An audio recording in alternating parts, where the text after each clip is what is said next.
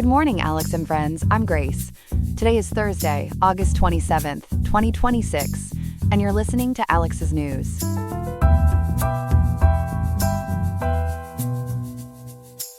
Riverside is looking at a sweltering day today, with a high of 100.6 degrees and a low of 77.3 degrees, so please be sure to stay cool and hydrated if you find yourself heading outside. Coming up, we will examine the difficulties California is encountering as it attempts to protect gender-affirming care for youth. We are also looking into the scrutiny Governor Newsom faces concerning a special development exception in Santa Monica. We will also cover a range of other stories making news today. There is a lot to discuss on today's program, so stay tuned for all of that and more on Alex's News.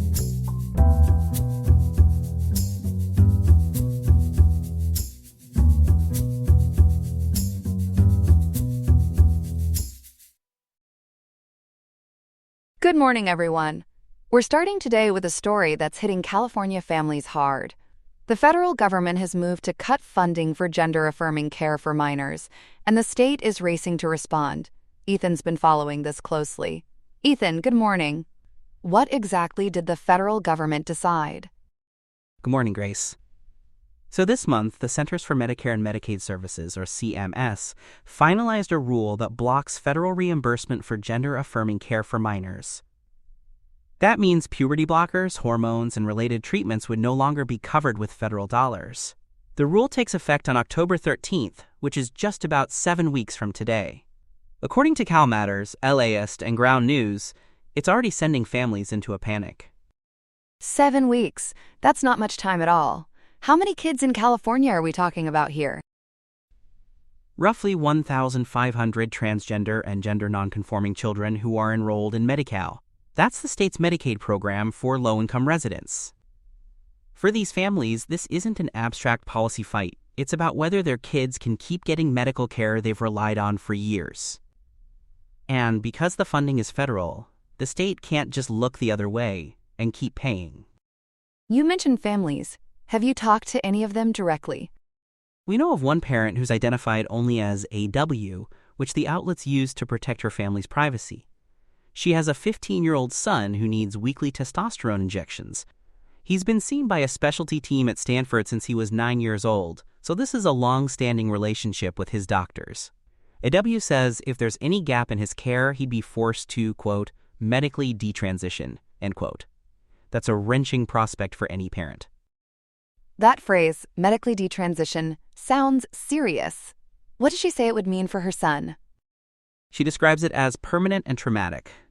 Once treatment stops, the body can start reversing changes, and that's not something you can simply undo later. AW also explained that Medi-Cal became a vital safety net for her children after her husband lost his job. So this family already went through financial hardship, and now the one thing keeping her son's care going is at risk. Losing that support team, she says, would be devastating. So what is California actually doing to keep these kids covered?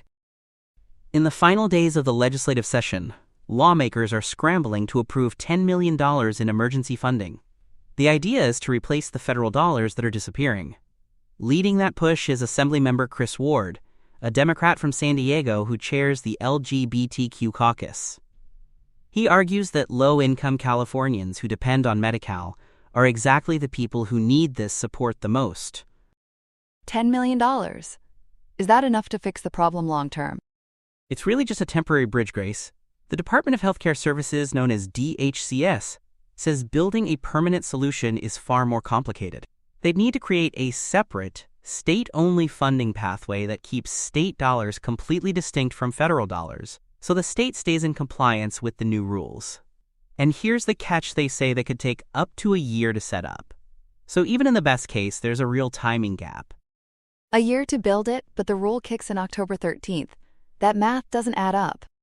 You've put your finger right on it. That's the central worry here. Laura Scheckler, who's the Budget and Policy Director at the California Primary Care Association, is openly skeptical of the state's timeline. She's questioning how California can possibly get a brand new program up and running by that October deadline. And if it's not ready in time, kids could lose access even if the money technically exists. Now, I understand advocates are frustrated with how the state handled this. Why do they say the crisis was avoidable? This is where it gets contentious. LGBTQ advocates and parents argue that California was, in their word, unprepared. CalMatters reports that medical organizations and advocacy groups spent 8 months warning the Medi-Cal agency that these federal cuts were coming. So from their perspective, nobody can claim to be blindsided. They feel there was plenty of time to plan a smooth transition, and it just didn't happen.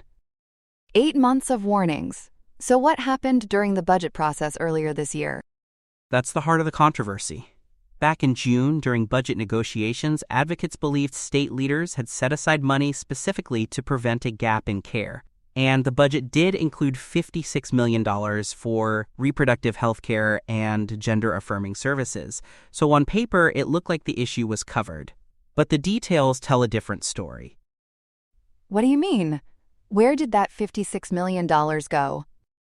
Advocates later discovered that officials under Governor Gavin Newsom removed specific language from the budget. That language would have guaranteed a portion of the $56 million was earmarked for a separate Medi-Cal funding program for transgender children. Once that wording was gone, there was nothing locking the money in for this exact purpose, so the safety net they thought existed had a hole in it. So if that money isn't going to Medi-Cal, where is it actually being spent? According to sources familiar with the budget, the $56 million is going toward infrastructure investments in transgender health clinics. It's also being used to help other groups hit by federal cuts, including veterans and military families. Those may be worthy causes, but advocates say none of it is filling the specific Medi-Cal gap that's about to open up for these 1,500 kids. That's a strong disconnect from what families expected. How are advocates responding to that? Pretty sharply. Arn Johnson, an organizer with Rainbow Families Action, called the state's public commitments to ensure access to care, quote, misleading, end quote. Johnson says not a penny of that $56 million is being used to backfill Medi-Cal. For parents who took the state at its word back in June, that revelation feels like a betrayal, and it's fueling the sense that the crisis was preventable. How is the state defending these budget decisions? The responses vary depending on who you ask. Assemblymember Chris Ward pointed out that California is facing its 4th consecutive deficit and had, in his words, not a nickel to spare. He also said the funding commitment wasn't locked in because the federal rules hadn't been finalized yet back in June. So his argument is essentially that the state couldn't commit money to a rule that didn't officially exist at the time. That's Ward's take. What about the agencies actually running the budget and the health care? The Department of Finance said the administration is, quote, aware of this particular issue, end quote, but offered no further updates. And the Department of Healthcare Services has declined to answer some pretty basic questions. They won't say why the funds weren't earmarked for Medi-Cal, and they won't say whether a gap in services is now inevitable. That silence isn't reassuring to the families waiting for answers. So where does that leave a parent like AW right now? In a very anxious place, Grace. For AW and families like hers, the fear is that the state's delay has already made a loss of care inevitable. Even if lawmakers pass that $10 million in emergency funding, the bigger permanent program could take a year, and the deadline is October 13th. So parents are caught between a bridge that may be too small and a long-term fix that may arrive too late. And for a 15-year-old on weekly testosterone injections, even a short gap carries permanent consequences. It really underscores how policy decisions land on real kitchen tables. Ethan, before we go, what should we be watching for in the days ahead? The immediate thing to watch is whether lawmakers actually approve that $10 million before the legislative session ends. After that, keep an eye on DHCS and whether they can somehow accelerate a new program before October 13th. And watch for more pressure from groups like Rainbow Families Action and the California Primary Care Association. They're not letting this go quietly, and the clock is ticking for these families. Important reporting on a story that affects so many California families. Ethan, thank you for breaking it all down for us this morning. My pleasure, Grace. We'll keep following it. Welcome back. Our next story looks at a growing controversy surrounding Governor Gavin Newsom and a coastal development deal in Santa Monica. For the details, we're joined by reporter Chloe. Chloe, good morning. Good morning, Grace. It's a story that's been building all week, and it really sits at the intersection of money, politics, and California's coastline. As of today, August 27th, the governor is facing serious criticism for backing a late-session legislative maneuver. According to reporting from Cal Matters and the HSJ Chronicle, the plan would carve out an environmental exemption for one high-profile project. So what exactly would this carve-out do? In short, it would shield a $350 million mixed-use oceanfront project from the standard review required by the California Coastal Act. That review process is normally a big hurdle for any coastal development. But there's a catch built into the draft. The exemption would only kick in if the city of Santa Monica fails to adopt its own local land use plan by January 1, 2028. That's a little over a year away from now. And who's behind the project that stands to benefit here? The project is owned by a developer named Jeff Worth, and this is where it gets politically sensitive.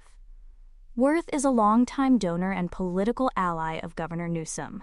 According to state campaign finance records, Jeff and his wife, Kristen Worth, contributed more than $274,000 to Newsom's inaugural fund and campaigns between 2018 and 2022. So this isn't a casual acquaintance, it's a well-documented financial relationship stretching back years.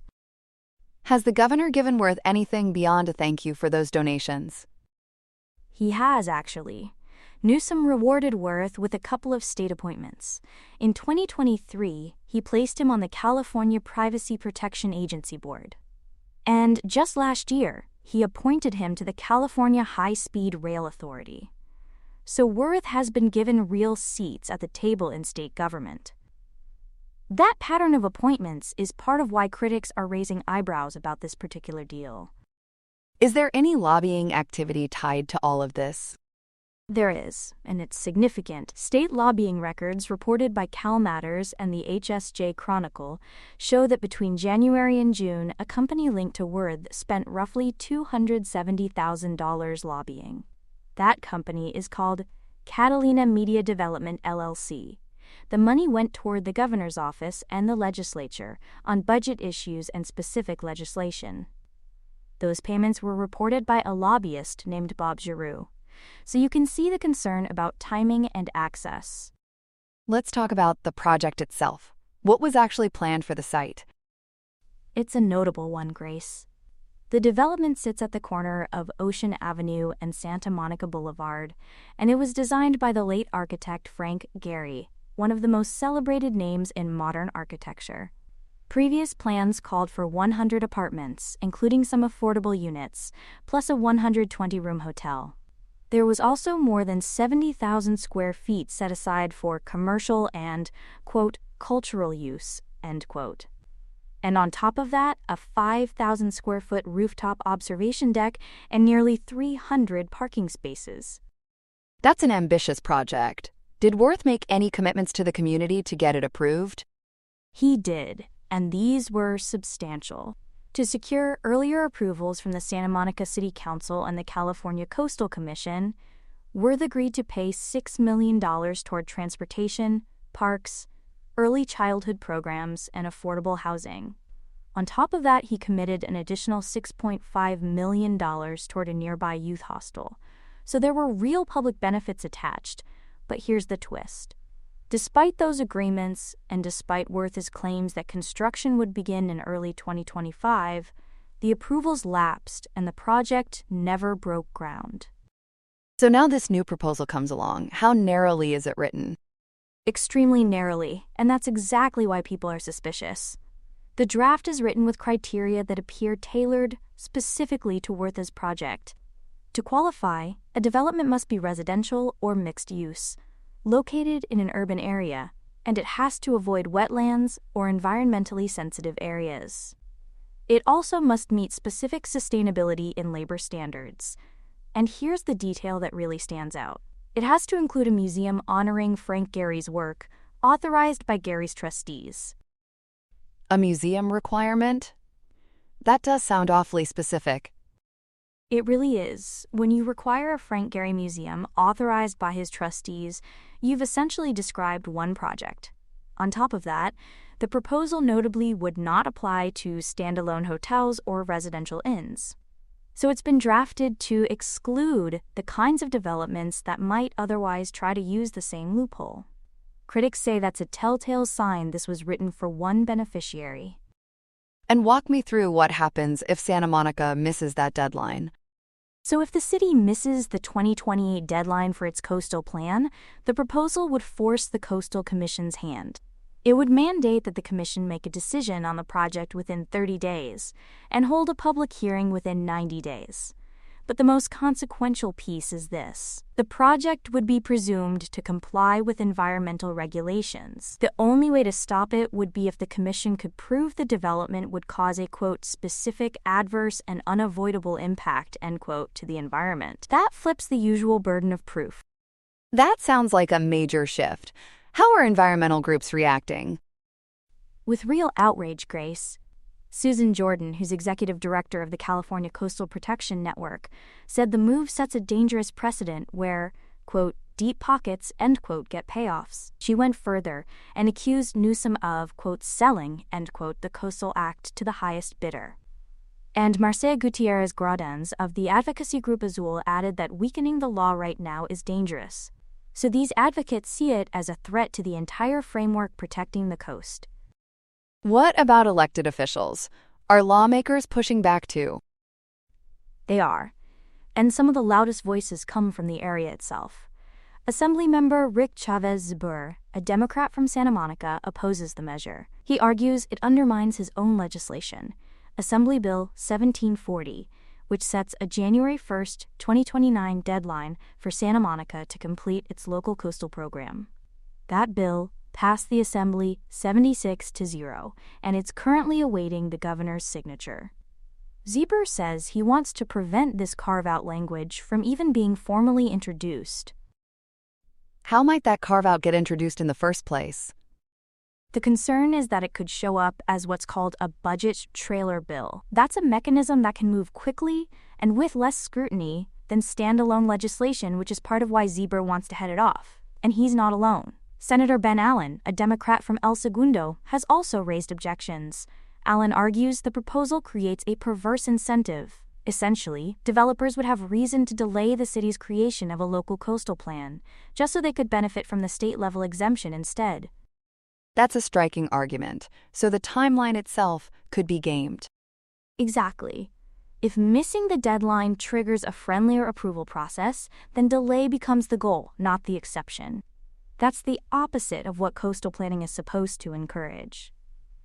Allen's point is that you'd be rewarding cities and developers for dragging their feet. And when you combine that with the museum requirement and the narrow criteria, critics feel the whole thing is engineered for a specific outcome. Let's bring in the governor. What is Newsom actually saying about all this? Well, when he was questioned about his ties to Worth and the timing of the proposal, Newsom declined to provide direct answers. But he did address it during a press conference in Vallejo on Wednesday, which is today, August 27th. He described the proposal as a, quote, work in progress, end quote. And he said he's currently negotiating and discussing the matter with lawmakers after receiving, quote, healthy feedback, end quote. So he's not distancing himself from it, but he's also not fully embracing the current draft. So where does this leave things going forward? It leaves everything in flux, Grace. Assembly Bill 1740 is still awaiting the governor's signature, and the carve-out language hasn't been formally introduced yet. Lawmakers like Zbur and Allen are trying to stop it before it moves. Meanwhile, environmental advocates are watching closely, framing this as a test of whether the Coastal Act can be bent for a well-connected donor. The coming weeks in Sacramento will really tell the story.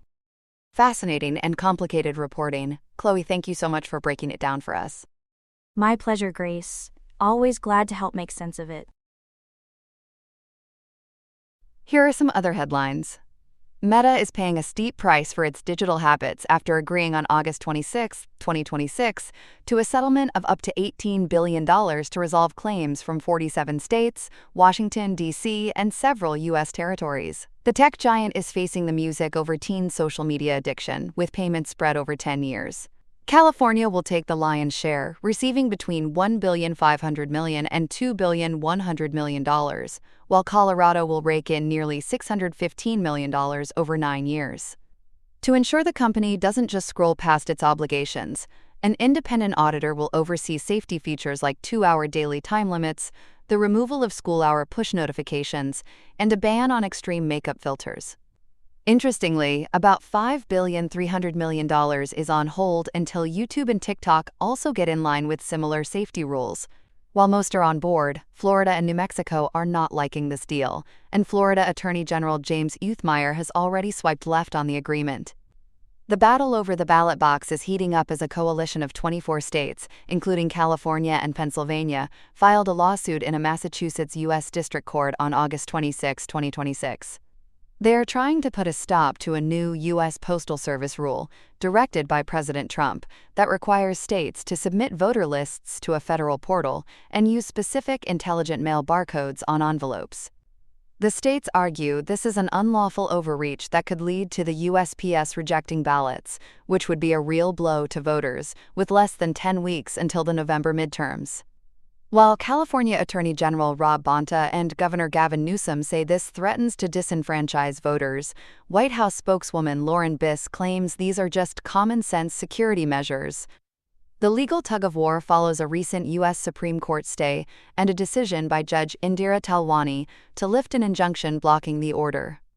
Tensions are reaching a boiling point in the Strait of Hormuz as Iranian Deputy Foreign Minister Kazem Garibabadi announced on state television late Tuesday, August 25, 2026, that Iran and Oman are negotiating a temporary framework to steer ship traffic. The proposed deal would ban all military vessels from the waterway, forcing ships entering the Persian Gulf to pass entirely through Iranian waters. If a permanent scheme isn't hammered out within 30 to 60 days, Iran has threatened to close the strait entirely. President Donald Trump is not taking this lying down and has threatened to bomb Oman if they get in the way of U.S. interests. Meanwhile, the war's toll is mounting with over 750 Americans wounded, and Dubai International Airport seeing a 31.3% drop in passengers. To keep the pressure on, the administration has asked Congress for a $1.5 trillion defense budget, including $70 billion for Middle East operations. The U.S. military is continuing to cast a wide net in its fight against narcotics, striking a boat in the Caribbean on Tuesday, August 25, 2026, which left 4 people dead. U.S. Southern Command claims the vessel was sailing along established narco-trafficking routes, though they haven't actually produced any drugs from the wreckage. This latest hit is part of Operation Southern Spear, bringing the total death toll to at least 227 people across 68 strikes in the Caribbean and Eastern Pacific since the Trump administration began the campaign. This follows a strike 2 days prior that killed 2 people, ending a 2-month lull in the action. Defense Secretary Pete Hegseth recently visited Panama, where he announced that Colombia, Guatemala, and Honduras have agreed to let the U.S. take the fight to the shore by extending these offensive operations onto land. Finally, the cost of digital addiction is becoming very real for tech giants after a Los Angeles jury found Meta and Google's YouTube negligent in March. The case was brought by a plaintiff known as Kaylee, who testified that she spiraled into depression, anxiety, and suicidal thoughts after becoming compulsively hooked on Instagram and YouTube as a child. The jury decided to give the tech companies a wake-up call, awarding the plaintiff a total of $6 million. This payout is split evenly, with $3 million in compensatory damages and $3 million in punitive damages. It seems the companies are finally being forced to pay for the addictive nature of their platforms, proving that designing a digital trap for children can lead to a very expensive legal headache. That's all we have for now. Today's episode was made by Alexander King with Claude Opus 4.8, Gemini Pro 3.1, Gemini Flash 3, and Google Cloud Text-to-Speech. I hope you have a great day. I'll see you tomorrow, Alex.